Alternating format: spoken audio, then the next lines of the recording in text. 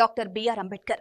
కోనసీమ జిల్లా కొత్తపేట నియోజకవర్గంలో రాష్ట్రీయ స్వయం సేవక్ సంఘ్ 100 సంవత్సరాలు పూర్తి చేసుకున్న సందర్భంగా హిందూ సమ్మేళన మహాసభ జరిగింది. ఈ సమావేశానికి సభాధ్యక్షులుగా చింతం విజయకృష్ణమోహన్, ముఖ్య అతిథిగా శ్రీ శ్రీ సాయిదత్త నాగానంద సరస్వతి స్వామీజీ, ప్రధాన వక్త శ్రీ చంద్రశేఖర్ పాల్గొన్నారు. ఈ సందర్భంగా స్వామీజీ మాట్లాడుతూ, దేశానికి ఆత్మ ఎలాంటిదో దేశానికి ధర్మం అటువంటిదే. ఆత్మ వినా దేహం లేదు, ధర్మం వినా దేశం లేదు. ఈ భారతదేశ ధర్మానికి ప్రపంచంలో ఏ ఇతర దేశమునకు లేని ఒక విశిష్ట సంచయం ఉంది.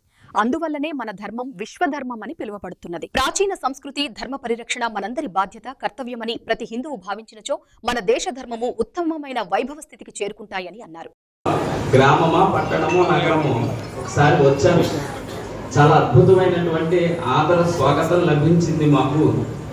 అందుకని మళ్ళీ కొత్తపేట అనేప్పటికీ నిజానికి మేము అతి తీవ్రంగా విపరీతంగా పనుల ఒత్తిడిలో ఉన్నాము. వృద్ధులు కూడా వేరే కార్యక్రమంలో పాల్గొని ఉన్నాము. అయినప్పటికీ కూడా కొత్తపేట అని పేరు చెప్పేసరికి కొత్తపేట ఆధ్యాత్మికతకి నమస్కారం చేసుకుంటూ నేను మీ ముందుకు వచ్చి నిలబడ్డాను. నేను అడుగుతున్నది ఏమి అన్నట్లయితే, ఇంతటి అద్భుతమైన ఆధ్యాత్మికత కలిగినటువంటి కొత్తపేటలో హిందుత్వానికి నిలబడుతున్నటువంటి వాళ్ళు ఎంతమంది ఉంటారు? ఇక్కడ ఆర్ఎస్ఎస్ కి శాఖ నడుస్తూ ఉన్నదా? ఒక్కసారి మీరు ఆలోచించి ఆ రకమైనటువంటి ప్రయోజనాన్ని సాధించుకోగలిగినట్లయితే, ఇప్పుడు సమ్మేళనం చేశాము, బాగా చేశారు, అద్భుతంగా జరిగింది, నిర్వాహకుల్ని కొంతకాలం బాగుంది అంటారు. ఆ తర్వాత ఏమి చేయాలి?